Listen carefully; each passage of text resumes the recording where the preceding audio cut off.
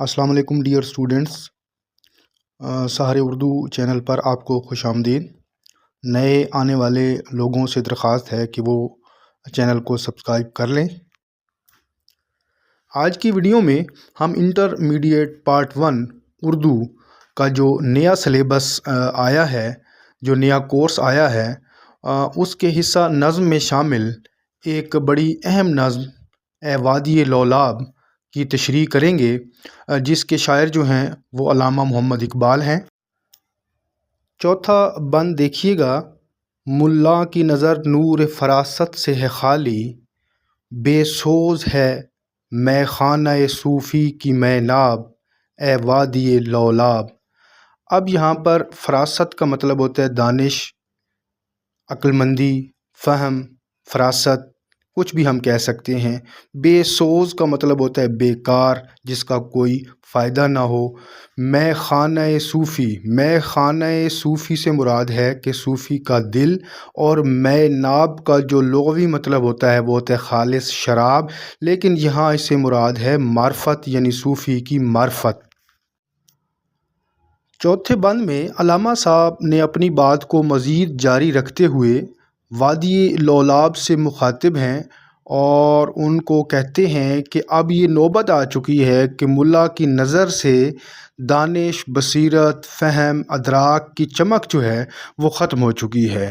علاوہ ازیں صوفی کے دل سے جو ہے وہ خالص شراب یعنی معرفت کم ہو چکی ہے، اس میں پہلے جیسی گرمی جو ہے وہ نہیں رہی۔ یعنی علامہ صاحب یہ بتا رہے ہیں کہ ملا اور صوفی، ان دونوں کی زندگیاں جو ہیں وہ بے عملیوں، خالص جذبوں کے فقدان اور دوسری خرابیوں کی بنا پر زوال کا جو ہے وہ شکار ہیں۔ یہاں پر بھی علامہ صاحب نے نام نہاد ملا اور صوفی کو جو ہے وہ تنقید کا نشانہ بنایا ہے، اور ان کے عمل کو جو ہے وہ واضح کرنے کی کوشش کی ہے، بلکہ ان کے عمل کے تضاد کو جو ہے وہ بیان کیا ہے۔ اور یہاں پر یہ ایک چیز یہ بھی ہے کہ وہ یہ بتانا چاہتے ہیں کہ انہی لوگوں کی وجہ سے قوم کے اندر جو ہے وہ سستی جو ہے وہ آ چکی ہے، اور قوم کے اندر جو ہے وہ جوش اور ولولے کی جو ہے وہ کمی ہے۔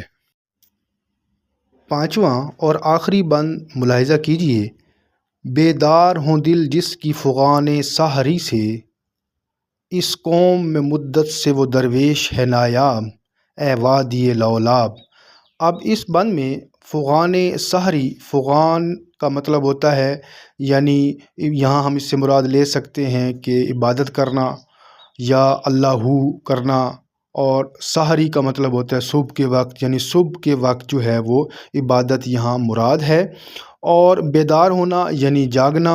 درویش کا مطلب ہوتا ہے اللہ والا یا اللہ والے لوگ، یا جسے ہم بزرگ بھی کہہ سکتے ہیں۔ نایاب کا مطلب ہوتا ہے ناپید، یا جس کی تعداد جو ہے وہ کم ہو رہی ہو۔ پانچویں اور آخری بند میں علامہ صاحب نے اللہ والے یعنی درویش کے ناپید ہونے کا ذکر کیا ہے، جس کی صبح سویرے اللہ کے حضور فغان یعنی اللہ یا عبادت یہاں مراد لی جا سکتی ہے، سے دل جو ہیں وہ بیدار ہوں۔ ایسے درویش ایک مدت سے اس قوم یعنی ملت اسلامیہ میں ناپید ہیں۔ علامہ صاحب جو ہے وہ یہاں یہ کہنا چاہتے ہیں کہ جو باعمل لوگ جو ہیں وہ اس ملت سے جو ہیں وہ ختم ہو چکے ہیں، اور درویش جو ہے وہ باعمل لوگ ہوا کرتے تھے، مگر ایک مدت ہو گئی ہے اس قوم سے جو ہے وہ درویش بھی جو ہے ختم ہو چکے ہیں، جن کی آواز سن کر، جن کے عمل کو دیکھ کر جو ہیں وہ لوگوں کے دل جو ہے وہ بیدار ہو جایا کرتے تھے۔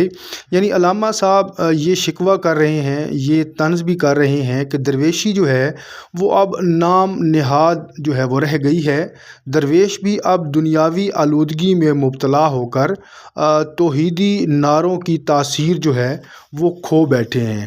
یہاں پر ہم مجموعی طور پر جب ہم اس نظم کو پڑھنے کے بعد اس نتیجے پر پہنچتے ہیں، یا جس کو ہم مرکزی خیال بھی اس کا کہہ سکتے ہیں ہیں کہ اگر دیکھا جائے تو اس نظم میں علامہ صاحب نے کشمیر میں قحط الرجال کی بات کی ہے، یعنی ایک مدت سے کشمیر میں کوئی مرد مومن پیدا نہیں ہوا جو قوم میں صحیح جذبہ ایمانی پیدا کر سکے اور اسے ایک عظیم الشان انقلاب سے دوچار کر سکے۔ تو اگر اس کا لب لباب دیکھا جائے تو یہی ہے کہ وہ کشمیر میں قحط الرجال کی جو ہے وہ بات کر رہے ہیں۔